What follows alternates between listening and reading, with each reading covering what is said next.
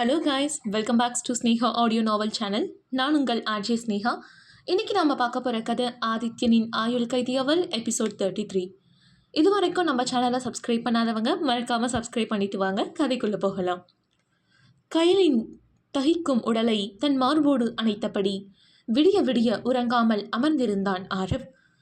அவளது நெற்றியில் அனலாய் அடித்த காய்ச்சல் விடியற் காலை 5 மணி அளவில் மெல்ல குறைய தொடங்கியது. காய்ச்சலின் வேகம் குறைந்ததை தவிர அவளது முகத்தில் இருந்த அந்த வேதனையின் தழும்புகளும் வீங்கிய கண்களும் அப்படியே இருந்தன. தூக்கத்திலும் அவளது இதழ்கள், மாமா என்னை விட்டுருங்க, நான் கிராமத்துக்கு போகிறேன் என்று பலவீனமாக முணுமுணுத்து கொண்டே இருந்தன. அவளது ஒவ்வொரு முணுமுணுப்பும் ஆரவின் நெஞ்சில் சம்மட்டி அடி போல விழுந்தது. அவளது பிஞ்சு விரல்களால் சிறு வயதில் பாட்டியின் கையை தொட்டு செய்த சத்தியமும், தன்னை மட்டுமே உலகமாய் நினைத்து அவள் வளர்த்து கொண்ட தூய்மையான காதலும் அவனது ஒட்டுமொத்த சிந்தனையையும் உலுக்கி எடுத்திருந்தது. ரியா எவ்வளோ பெரிய துரோகினி! என் கையிலையே என் கண்ணெதிர அப்படி நிறுத்த உனக்கு எவ்வளோ தைரியம் இருந்திருக்கணும். உன்னை என் பர்சனல் அசிஸ்டண்ட்டாக நம்பினதுக்கு எனக்கு நல்ல பாடம் புகட்டிட்ட.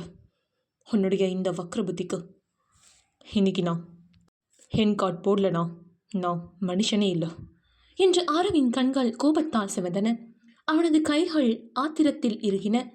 மெதுவாக கயலை தலையணையில் படுக்க வைத்து போர்வையை பொருத்தினான். அவளது கனித முகத்தை ஒரு முறை ஆழமாக பார்த்துவிட்டு, கயல், மாமா யார் என்பதை நீயும் பார்க்கணும். உன்னை அவமானப்படுத்தின அந்த ரியாவும் பார்க்கணும். உனக்கு நடந்த அநீதிக்கு இன்னைக்கு இந்த ஆஃபீஸே சாட்சியாக மாறும் கயல் என்று மனதிற்குள் சபதம் எடுத்துக்கொண்டான். காலை 9:30 மணி. ஆரவ் அசோசியேட்ஸ் அலுவலகம் எப்போதும் போல ஊழியர்களின் வரவால் பரபரப்பாக இருந்தது.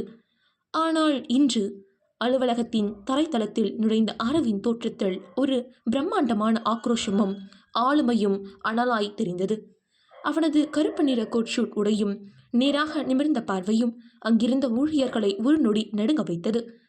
நேற்று கயலை திட்டி அனுப்பிய பாஸ் இன்று ஏதோ ஒரு பெரிய ஆபத்தோடு உள்ளே வருகிறார் என்பதை பலரும் உணர்ந்தனர். ஆரவ் நேராக தன் 3வது மாடி கேபினுக்கு செல்லவில்லை. மாறாக ஜெனரல் மேனேஜரை அழைத்தான். பிரகாஷ், இன்னும் 10 நிமிஷத்தில் நம்ம ஆஃபீஸில் இருக்க எல்லா ஒர்க்கர்ஸும் செக்யூரிட்டியில் இருந்து டாப் மேனேஜ்மெண்ட் வரைக்கும் எல்லாரும் மெயின் கான்ஃபரன்ஸ் ஹாலில் இருக்கணும். புரிஞ்சுதான்? ஒருத்தர் கூட விடக்கூடாது. இது என்னுடைய ஸ்ட்ரிக்ட் ஆர்டர் என்று இடிமுழக்கமாக கூறினான். ஓகே சார், இப்போவே அரேஞ்ச் பண்ணுறேன் என்று பிரகாஷ் பதற்றத்துடன் ஓடினார். அதே நேரத்தில் ரியா எப்போதும் போல தன் கர்வமான புன்னகையோடு கையில் சில ஃபைல்களை எடுத்துக்கொண்டு ஆரவின் கேபினுக்குள் நுழைந்தாள். நேற்று கையலை அசிங்கப்படுத்தி அனுப்பிய திருப்தி அவளது முகத்தில் அப்பட்டமாக தெரிந்தது. இனி ஆரவ் எனக்கு மட்டும்தான் என்ற எண்ணத்தில் அவனது மேஜை அருகில் வந்து நின்றாள். குட் மார்னிங் ஆரவ், எனக்கு இந்த ப்ராஜெக்ட் ஃபைலில் நீங்கள் சைன் பண்ணணும். அப்புறம் நேற்று அந்த கிராமத்து பொண்ணு வந்தாலே என்று ரியா வம்பாக இழுக்க ஆரவ் அவளுடைய முகத்தை கூட பார்க்கவில்லை. அவனது கண்கள் லேப்டாப்பிலேயே இருந்தன. ரியா, பர்சனல் அசிஸ்டன்ட் வேலைக்கு ஃபைல்ஸ் முக்கியம்தான். ஆனால் அதை விட முக்கியம் இன்னைக்கு கான்ஃபரன்ஸ் ஹாலில் நடக்க போகிற மீட்டிங். நீயும் அங்கே வரணும். உன் வாழ்க்கையில் நீ மறக்க முடியாத ஒரு விஷயம் அங்கே உனக்காக காத்துக்கிட்டு இருக்கு என்று மிக குளிர்ந்த ஆபத்தான குரலில் கூறினான் ஆரவ். ரியாவுக்கு லேசாக புரியவில்லை. என்றாலும் தன் கர்வத்தோடு ஓகே ஆரவ் என்று தலையசைத்துவிட்டு நகர்ந்தாள். காலை 10 மணி. பிரம்மாண்டமான கான்ஃபரன்ஸ் ஹாலில் 100க்கும் மேற்பட்ட ஊழியர்கள் கூடியிருந்தனர். அங்கே நிலவிய மயான அமைதி எல்லோரையும் பயமுறுத்தியது. மேடையில் இருந்த மைக் முன்னால் வந்து நின்றான் ஆரவ். அவனது வலப்பக்கம் ரியா எப்போதும் போல தன் தமிழான தோற்றத்தோடு நின்றிருந்தாள். ஆரவ் மைக்கை பிடித்து பேசத் தொடங்கினான். அவனது காந்த குரல் அந்த அரங்கம் முழுக்க எதிரொலித்தது. Good morning every one. எனக்கு நான் உங்கள் எல்லாரையும் இங்கே வர சொன்னதுக்கு ஒரு முக்கிய காரணம் இருக்குது. இது ஒரு பிஸ்னஸ் மீட்டிங் கிடையாது. முக்கியமான விஷயம். நேற்று மதியானம் இதே ஆஃபீஸில் இதே மாடியில் என் கேபினுக்குள்ளே ஒரு பொண்ணு பெர்மிஷன் இல்லாமல் வந்தான்னு சொல்லி நான் அவளை ரொம்ப மோசமாக திட்டி எல்லாரும் முன்னாடியும் கெட் அவுட் சொல்லி அனுப்பினேன் இல்லையா? அதை நீங்கள் எல்லாரும் கூட வேடிக்கை பார்த்தீங்களே, ஞாபகம் இருக்கா என்று கேட்டான். ஊழியர்கள் அனைவரும் மௌனமாக தலையசைத்தனர். ரியா உதட்டோரம் சிரித்து கொண்டாள். அப்படி நான் திட்டி அனுப்பின அந்த பொண்ணு யாருன்னு உங்களுக்கு தெரியுமா? என்று ஆரவ் ஒரு நிமிடம் அமைதிக்கு பிறகு, அவ வேற யாரும் கிடையாது. சட்டப்படியும் எங்கள் குடும்ப பாரம்பரியப்படியும் நான் கழுத்தில் தாலி கட்டணும் என் ஒரே மனைவி கயல் ஆரவ் என்று ஆரவ் தீர்க்கமாக அறிவித்தான். அரங்கமே ஒரு நொடி ஸ்தம்பித்தது. ஊழியர்கள் அனைவரும் அதிர்ச்சியில் வாயடைத்து போயினர். ரியாவின் முகத்தில் இருந்த புன்னகை அப்படியே மறைந்து அங்கே மரண பயம் குடியேறியது. அவளது கைகள் நடுங்க தொடங்கின. என் மனைவிக்கு இந்த ஆஃபீஸ் ரூல்ஸ் தெரியாதுதான். ஆனால் அவளை பற்றி இல்லாததும் பொல்லாததுமா கதையளந்து அவளுடைய சுயமரியாதையை அசிங்கப்படுத்த இந்த ஆஃபீஸில் ஒரு நிறைய வேலை பார்த்துருக்கு. மிஸ் ரியா என்று ஆரவ் சிங்கமாக கர்ஜித்தான். ரியா திடுக்கிட்டு நடுங்கினாள். ஆரவ், நான் என்ன பண்ண?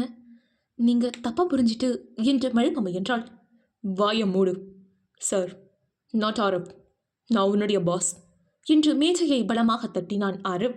இப்பொழுது அவள் அருகே வந்த ஆரவ் அவளுக்கு மட்டும் கேட்கும் குரலில், நேத்து ஈவினிங் என் ஒய்ஃபை தனியாக ஒரு கஃபேக்கு வர வச்சு அங்கே ஆரவ் ஒன்று வெறும் கடமைக்காக தான் கல்யாணம் பண்ணியிருக்காரு. அவரோட மனசு உடம்போ எனக்கு மட்டும்தான் சொந்தம்னு பேச உனக்கு எவ்வளவு தைரியம்? என் குடும்ப விஷயத்தில் தலையிட நீ யார் முதல்ல? அவளோட ஒவ்வொரு சொட்டு கண்ணீருக்கும் இன்னைக்கு நீ கண்டிப்பாக பதில் சொல்லியாகணும் ரியா என்று சொல்ல, ரியா அலறியபடி ஆரவை பார்க்க, ஆரவ் தன் பையில் இருந்த ஒரு கவரை எடுத்து ரியாவின் முகத்தில் எறிந்தான். இது உன்னோட டெர்மினேஷன் லெட்டர். என் மனைவியை அவமானப்படுத்தின உனக்கு இந்த ஆஃபீஸில் வேலை பார்க்க தகுதி கிடையாது. அது மட்டும் இல்லாமல் நீ இந்த ஆஃபீஸில் பண்ணின தில்லாலங்கடி வேலை எல்லாத்தையும் நான் கண்டுபிடிச்சிட்டேன். ஆதாரத்தோடு என்கிட்ட இருக்கு. இன்னும் 1/2 மணி நேரத்தில் போலீஸ் இங்கே வரும். நீ ஜெயிலுக்கு போகிறது கன்ஃபார்ம் என்று தீர்ப்பளித்தான். ரியா அப்படியே தரையில் முழங்காலிட்டு அமர்ந்து கதறினாள். ஆரவ், ப்ளீஸ் என்னை மன்னிச்சிடுங்க. நான் தெரியாமல் பண்ணிட்டேன் என்று அவனது காலை பற்ற முயன்றாள். ஆனால் ஆரவ் அவளை அருவருப்போடு பின்னுக்கு தள்ளினான். அங்கிருந்த செக்யூரிட்டிகளை அழைத்து, இவளை இப்போவே கழுத்தை பிடிச்சு இந்த ஆஃபீஸை விட்டு வெளியே தள்ளுங்க. இனி இவ நிழல் கூட என் ஆஃபீஸில் படக்கூடாது என்று உத்தரவிட்டான். ஊழியர்கள் அனைவரும் பார்த்து கொண்டிருக்கும் போதே ரியா அவமானத்தோடு அழுது கொண்டே அலுவலகத்தை விட்டு வெளியேற்றப்பட்டாள். நேற்று கயல் அடைந்த அதே அவமானத்தை இன்று அதைவிட 100 மடங்கு ஆக்ரோஷமாக ரியாவுக்கு திருப்பி கொடுத்தான் ஆரவ். பின் அங்கு இருந்த ஊழியர்களை பார்த்து, இனி என் ஒய்ஃப் பற்றி யாராச்சும் தப்பாக பேசுனீங்கன்னு தெரிஞ்சது இதுதான் உங்களுக்கும். அந்த மீட்டிங் இஸ் ஓவர் என்னும் விதமாக அந்த அறையை விட்டு வெளியேறினான் ஆரவ். இப்படியே சென்று மதியம் 1 மணி ஆனது. ஆஃபீஸ் வேலைகள் அனைத்தையும் ரத்து செய்துவிட்டு ஆரவ் அதிவேகமாக தன் காரை செலுத்தி வீட்டிற்கு வந்தடைந்தான். அவனது நெஞ்சம் முழுக்க இப்பொழுது கைலின் ஞாபகம் மட்டுமே நிறைந்திருந்தது. விறுவிறுவென்று அவனது அறைக்குள் நுழைந்தான். கயல் அப்பொழுதுதான் மெல்ல கண் விழித்திருந்தாள். காய்ச்சல் குறைந்திருந்தாலும் அவளது முகம் இன்னும் வாடி போயிருந்தது. ஆரவ் உள்ளே வருவதை பார்த்ததும் அவள் மீண்டும் முகத்தை திருப்பிக் கொள்ள முயன்றாள். ஆனால் ஆரவ் அதற்கு இடம் தரவில்லை. நேராக அவள் அருகே கட்டிலில் அமர்ந்தவன் அவளது 2 கைகளையும் தன் கைகளுக்குள் பொத்திக் கொண்டான். அவனது கண்கள் கலங்கியிருந்தன. அவனது திமிரும் ஆணவமும் ஒட்டுமொத்தமாக கரைந்து போயிருந்ததை கயல் அவனது பார்வையில் கண்டாள். என்ன மன்னிச்சிடு கயல். ஆரவ் மாமா மிகப்பெரிய பாவி. உன்னோட தூய்மையான காதலை புரிஞ்சுக்காம அந்த பிரியாவோட பேச்சை கேட்டு உன்னை இவ்வளோ தூரம் காயப்படுத்திட்டேன். ஆனால் இனிமே அப்படி நடக்காது. இன்னைக்கு அத்தனை எம்ப்ளாயீஸ் முன்னாடியும் அந்த ரியாவோட முகத்திரையை கிழிச்சு அவளை ஆஃபீஸை விட்டு வெளியே துரத்திட்டேன். இந்த உலகத்துக்கே உறக்க சொல்லிட்டேன், நீ மட்டும்தான் என் ஒய்ஃப் சொல்லி, நீ மட்டும்தான் என் வாழ்க்கைன்னு சொல்லி என்று ஆரவ் தடுத்தடுத்த குரலில் கூறினான். கயல் அதிர்ச்சியோடு அவனை பார்த்தாள். அவனது கண்களில் இருந்து மீண்டும் கண்ணீர் வழிந்தது. ஆனால் இந்த முறை அது அவமானத்தின் கண்ணீர் இல்லை, தன் ஆரவ் மாமாவின் காதலை முழுமையாக அடைந்த ஆனந்த கண்ணீர் அது. ஆரவ் அவளது கண்ணீரை தன் விரல்களால் மென்மையாக துடைத்து அவளை தன் நெஞ்சோடு ஆழமாக இழுத்து அணைத்து கொண்டான். இனிமே என்னை விட்டுட்டு போறதை பற்றி நீ பேசக்கூடாது கயல், சரியா? நீதான் என் உலகமே கயல், புரிஞ்சுக்கோ என்று அவளது கூந்தலை மென்மையாக வருடினான் ஆரவ். கயல் தன் அத்தனை வேதனைகளையும் மறந்து தன் சிறுவயது கனவு நிஜமான சந்தோஷத்தில் அவளது மார்பில் தன் முகத்தை புதைத்து கொண்டு அமைதியாக சரணடைந்தாள். 2 இதயங்களும் ஒன்றிணைந்த அந்த அறையில் ஒரு புதிய விடியல் பிறந்தது. இப்படி இவர்கள் வாழ்க்கை அழகாக செல்ல, அங்கே வினயின் வாழ்க்கை முற்றிலும் இந்த திசையில் செல்ல போகிறது என்று தெரியாமல் அவன் முழித்துக் கொண்டிருந்தான். அப்படி என்ன நடந்தது தெரிஞ்சுக்கணும்னா மறக்காம ஸ்னேகா ஆடியோ நாவல் சேனலை சப்ஸ்கிரைப் பண்ணி எனக்கு சப்போர்ட் பண்ணுங்க. உங்களுடைய கருத்துக்களை கமெண்ட் பாக்ஸ்ல பதிவு பண்ணுங்க. இந்த எபிசோட் பிடிச்சிருந்தா லைக் பண்ணுங்க, ஷேர் பண்ணுங்க.